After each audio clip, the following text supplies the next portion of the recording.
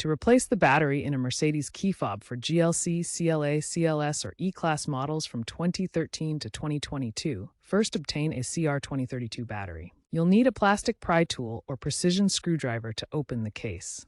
Avoid metal tools to prevent damage. Gently open the key fob case, starting where the emergency key blade is located.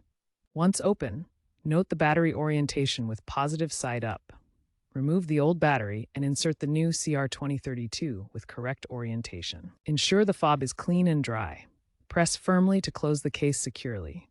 The process takes 5 to 10 minutes. After replacing the battery, the key fob needs to be reprogrammed to sync with the vehicle's immobilizer system.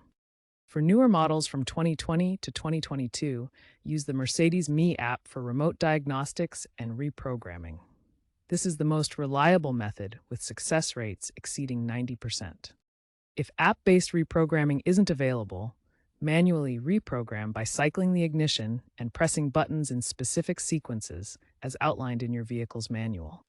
Without reprogramming, the key may unlock doors but fail to start the engine as the transponder signal is disrupted.